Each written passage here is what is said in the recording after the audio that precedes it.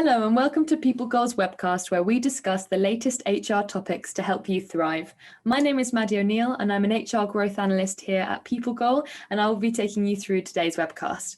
I'm also joined by Chrissa. If you'd like to introduce yourself. Hello, Maddie. Thank you. I'm Chrissa. I'm head of HR growth at PeopleGoal, and very excited to see what we will discuss today. Great.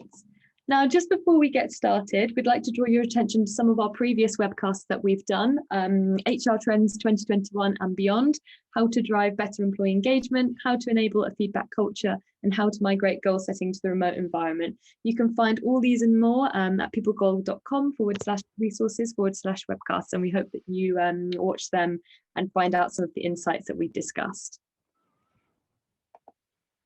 So moving on to our topic for today, we will be discussing all things related to employee development and focusing on how to drive career growth within your organization and how to keep your talent in-house.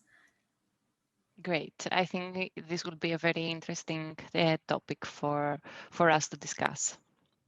Absolutely. And we were just discussing that last year's focus was all about engagement. And now many businesses in 2021 are looking and reevaluating their employee development plans. So what we're going to do today is share some of our best practices for you to help you on your. Due to the COVID, the focus actually was mainly around measuring performance or trying even to establish performance, and at the same time trying to engage employees, especially the ones that were working remotely. And development was most likely a neglected topic from the HR agenda. And I think since we are starting the year now, it would be a nice reminder for the people teams that development should be take the step during this year. Absolutely. So today's webcast is going to look a bit like this. We will start off with a brief introduction, defining what is employee development. We will then discuss some of the benefits of employee development and the importance of having thorough plans in place within your organization. We'll also take a brief look at some of the trends of last year and what's currently happening with employee development at the moment. And then how, based on that, we can define our 4 best practices and things you should look at this year to implement within your organization. Finally, we have a slide prepared on development in 2021 and why you should focus on employee development this year above all, and finish up with a summary and some of our key takeaways. So first of all, what is employee development? In a nutshell, it's the process of working with employees to refine, improve, and enhance their skill set. It's about helping them to achieve their roles to the best of their ability whilst preparing them for the next step. Employee development also requires an investment in time, effort, and resources from the company. But what will happen with this investment is it will pay off in the long term. So it may seem costly at the beginning to invest in employees' future careers, but it's something that has a really good return on investment. It's also about mapping out roles within the organization, defining the different career stages and skills that are conducive for employee growth. And finally, employee development should be part of the overall business strategy and be embraced by senior leadership. If it's not, it could be the case that the development initiatives fall flat. So it's really important to have buy-in from senior leadership, as well as incorporate development into the core business goals. Great. So the first bullet perfectly describes the real outcome, and the next 3 bullets actually describe the effort and the organization that must be invested by leadership and HR teams. Next, we're going to take a look at the benefits of investing in employee development. So first of all, employee development will keep employees engaged and energized about their future within the company. And as we all know, there's quite high rates of disengagement at the moment across many companies. And what development seeks to do is re-engage those employees and have them focused on their future career within the organization. Investing in employee development will also help develop a more agile workforce who respond better to unexpected situations. This is really critical in 2021, as we know last year was very unexpected for many of us, and a lot of employees' roles changed very quickly. Now, employees that have been on development programs will be better equipped to deal with the new forces and respond quickly to changing environments. So that is one thing that is really useful. They will also be employees who are focused on their development will also have skills that are above and beyond their job description, which will really help them kind of respond to any crises that happen. Hopefully this year we see no more crises, but it's definitely one clear benefit. Next, very importantly, is investing in employee development will ensure the organisation has the next generation of managers who are prepared to lead and inspire. And it will ensure that there are no skills gaps or leadership gaps within the organisation. For example, if you have a top performing manager who leaves and there isn't the next set of people ready to fill his or her shoes, then that could cause a problem for the organisation. Next, as I touched on before, engaged employees are less likely to leave. So in companies that invest heavily in development will see an improvement in employee retention rates. And next, which is also related to this, but slightly different, is that a culture of learning and development will help attract top talent as well. So not only will you encourage your employees to stay, but if the ones that do leave, you'll be able to replace them with top talent as well, especially the younger generations, millennials, but more significantly Generation Z, are really focused on employee development. And if you're looking to attract those younger people, or they will be really inspired by growth opportunities and clear development plans within an organisation.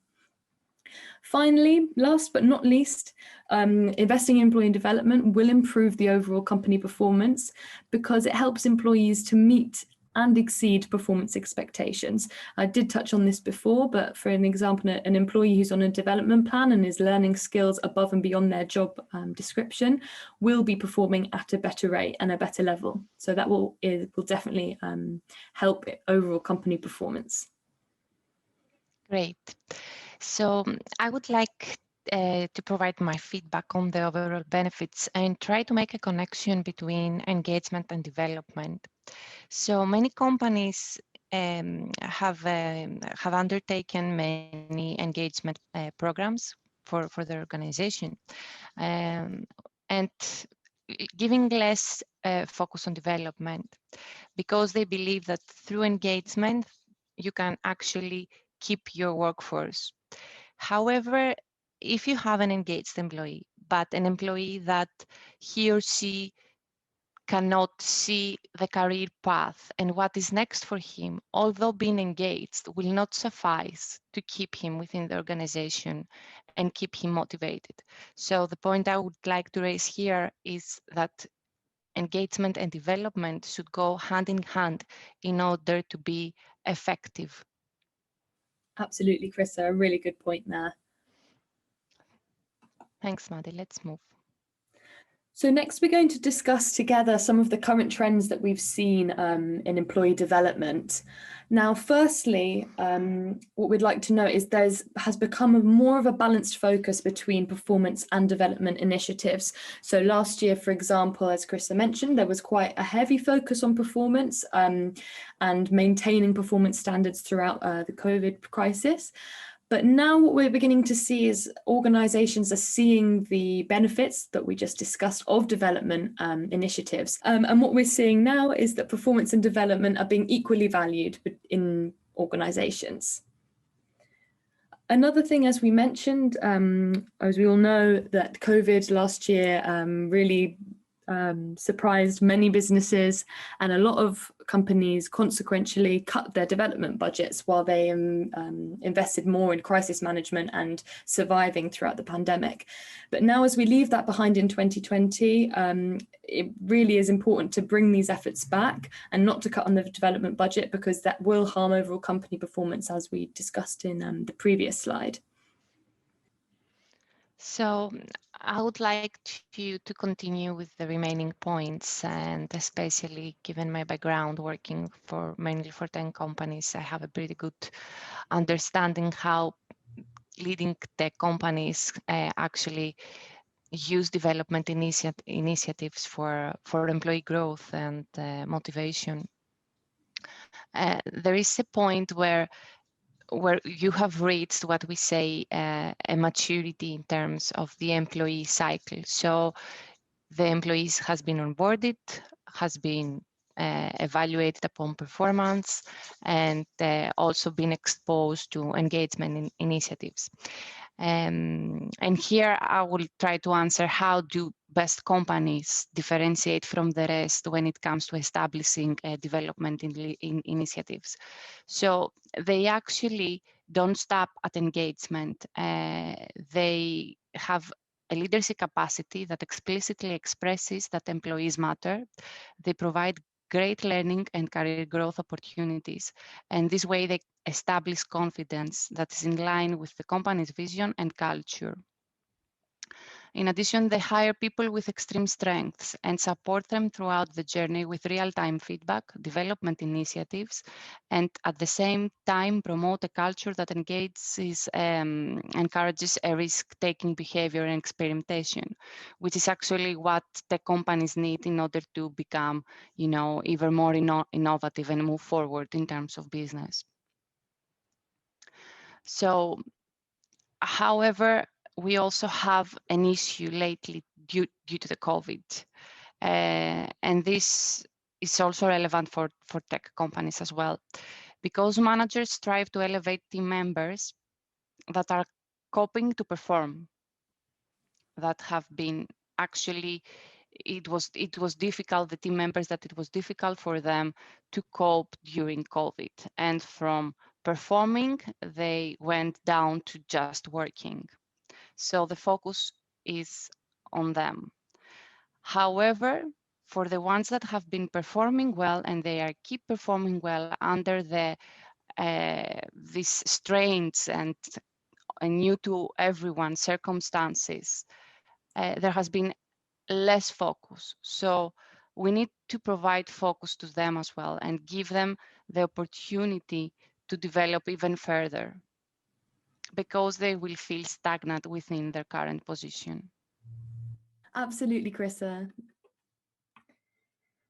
So now let's move on to our 4 best practices, and Chrissa is going to lead the way on this. Great. So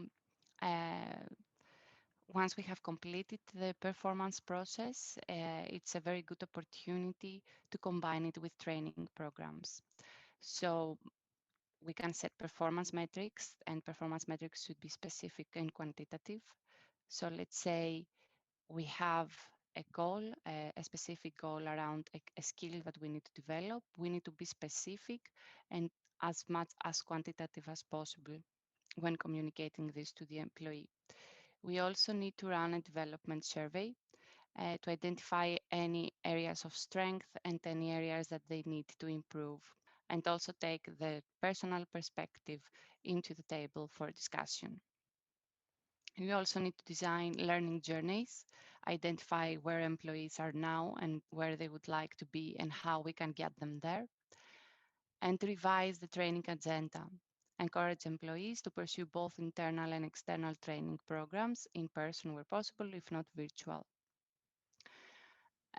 In a nutshell, everything that we have discussed so far will help create a learning culture. So a learning culture is a place where you create opportunities for formal and informal learning, encourage micro-training, which can be organized around daily tasks. And at the same time, you create a feedback loop, feedback that's multi-directional, and the flow between the employees and the management is frequent.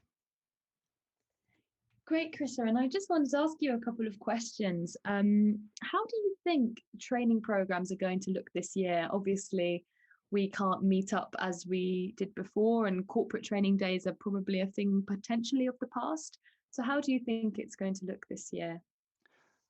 I think it would be a combination of in-person and virtual. We will start with virtual until everyone is back at the office, and the structure should be more out of the box, and try to train on skills that are relevant for the current situation that we are experiencing, which may some of us have never experienced before in the past, such as working remotely, etc. So giving the right skills for the current situation. So I guess most trainings will mainly evolve around technology and how you can migrate the work that was once completed in the office now how to actually transfer it online. Yes, absolutely. And another thing that comes to mind is how receptive have employees been previously to training programs when they were in person, and how do you think that will change now they're online? Because there is a school of thought that says that employees prefer online training as it doesn't take them away from their responsibilities as much as kind of a training day did, and they can do it in more bite-sized pieces. And I wonder what your thoughts were on that. I always considered that employees consider training programs as a employer benefit, so something that is very, nicely welcomed and pretty much appreciated by employees, and something that further grows their skills. And now in terms of where it happens, the actual location, I don't sense there will be a much difference because the same benefits can be found in all circumstances, as long as the training is very well organized and scheduled upfront. Oh, that's really interesting. Thank you for that.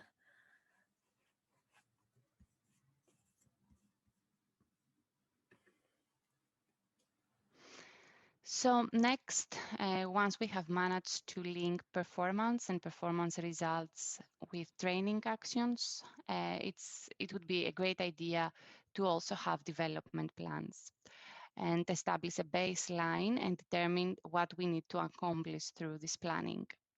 We can set measurable goals and a realistic time frame. So let's say if we start at the beginning of the year and set some measurable goals such as increase your communication skills or enhance your time management skills, to be able to see the progress within some specific time frame. So ideally, I would suggest that we can review progress on a Q basis, on a quarterly basis, and provide feedback. We can then break down development goals into action plans and make development a part of goal setting. So this is a step that we actually propose to somehow try to link the development plan with the goal setting, but try to make it clear that development and goal setting are two different things, that for the development we will focus more on the skills that you need to develop in order to move to your next career stage, while for the goals is what is expected now from your performance on the current role. And then to track progress by scheduling recurring career development one-on-ones. This is what I also previously mentioned, that we should track the progress from the baseline and determine whether we need to take any further actions to help the employee do a better job when developing new skills. And finally, we can have the employee ready for the next career leap. If everything is aligned and well orchestrated, the outcome will be that the employee will be ready to jump to the next stage, career stage. Brilliant. I really like how that's been laid out to divide development plans into kind of smaller chunks like that. But my question for you, Krista, is should every organization have a development plan? Again, that depends on the culture that you want to build. So for companies that are very people-centric, development plans is a must. And especially for larger organizations, that with development plans, you can actually operationalize the process of development. And that way you will be able to easily control it and manage it. For smaller organizations, given the fact that the individual, the face-to-face interaction is very intense and development can happen within one day, is not a prerequisite, but something that they may need to consider in case they would like to have a more structured way of approaching development. Brilliant. That's a really good way to look at it. So career pathing, this is something that most HR professionals already know and may have exercised in the past. Career pathing is the process of actually mapping all job roles within an organization and defining the stages for the grades and stages for its job role. So here in our example, we can see, for example, for the HR family, the competencies and the different stages and what is required in terms of competencies to reach these stages. So you can build a career progression matrix like the one that we have here, and share the internal career paths with employees and give them the opportunity to have an overview of what they need to achieve in order to progress to the next career stage. And this actually describes what we call a job funneling model. So, Krista, what are the benefits of mapping out job competencies in this way? And what benefits will an organization who implements a system like this hope to see? You know, you have a better understanding of the accepted behaviors for each level within your organization. So this can act as a performance metric as well. So you can actually include the competencies within your performance model for evaluation. And at the same time, be very clear about expectations for future growth, for future employee growth. Definitely. So now next is leadership development. And this is a very important topic, and how you can actually create leadership capacity within your organization. There are many tools that you can use to achieve this. So one of them is through succession maps and succession planning. Another way is through the 9-box grid. And the last way is through a leadership assessment within the performance reviews. So let me start with the first one.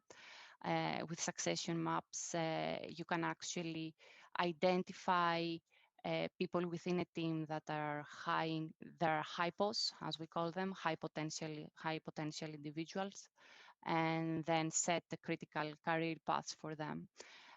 This way, you also establish growth for these people, but at the same time, you guarantee that you will have talent in case you have attrition. Moving now to the 9-box grid. Again, this is actually the visualization of the succession plan, might say the reporting side of the succession plans and maps, and it gives a nice snapshot of categorization of where each team member stands in terms of performance and potential. And finally, the leadership assessment, it's a part where you actually assess whether someone is prepared, the degree of readiness to moving to a leadership position. And this is completed within the performance reviews. So finally, why employee development is very important for 2021. It's very important because we see that the workforce requires reskilling.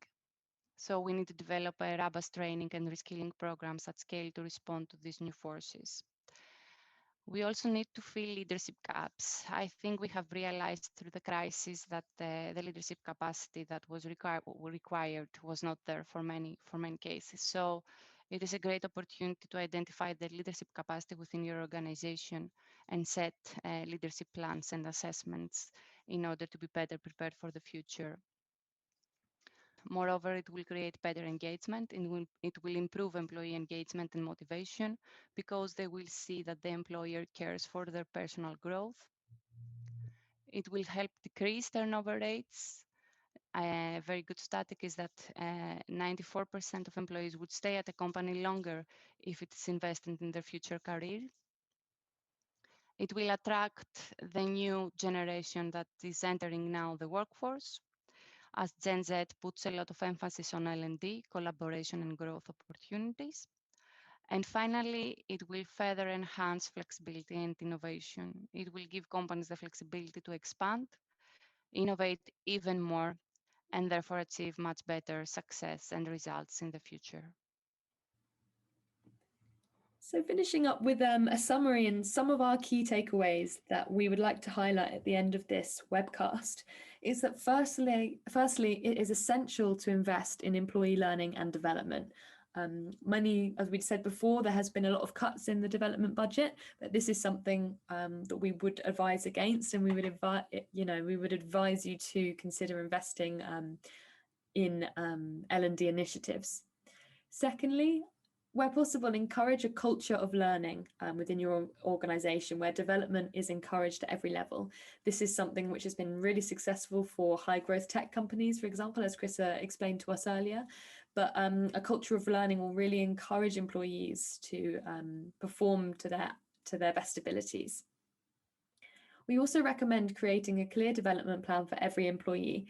As Chris mentioned, with smaller teams and organizations, it might not be so essential, but especially when you're looking at 100 employees plus, you should outline for employees where their career is going to go next. We also suggest that you have an up-to-date skills and competencies model, as this will help with your company longevity and growth. If an employee starts with a company and doesn't know where they will see themselves in 5 years with that company, it could be a reason for them looking for other opportunities elsewhere after a year or two.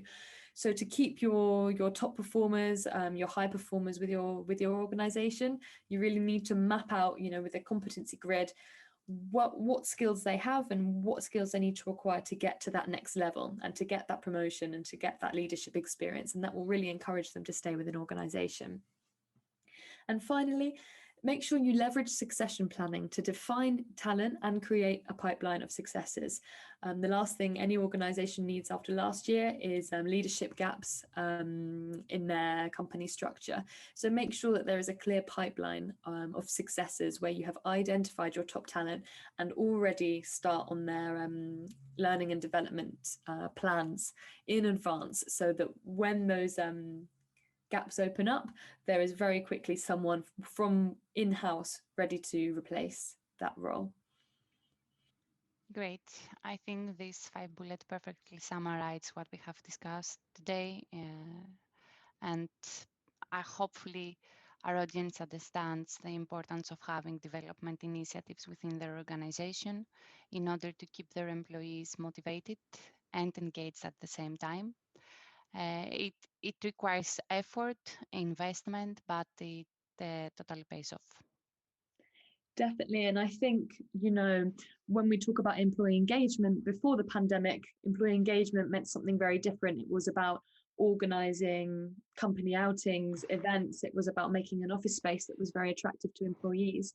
But what the pandemic has made us realize, and it has made me realize, that these add-ons aren't as important as having a clear career path and having a company that supports your learning development and really wants you to achieve the best that you can do and set you up for a very good career. So that is what's really important, I think, for 2021. If you enjoyed this webcast and would like to get some more PeopleGoal insights, feel free to download the research slides. So check out our previous webcasts at peoplegoal.com/resources/webcasts and connect with us on Twitter and LinkedIn at PeopleGoal. And finally, if you would like some further resources, feel free to check out our blog. We've written a few articles on this topic. For example, the importance of workforce reskilling, an agile and dynamic approach to development, effective employee development plans, a how-to guide, and how to kick off a learning and development plan in your company. If you want to suggest a topic or be a guest in one of our upcoming webcasts, feel free to send me an email, maddie.o'neill@peoplegoal.com. Thank you very much for listening, and thank you very much, Chrissa, for your insights. Thank you, Maddie.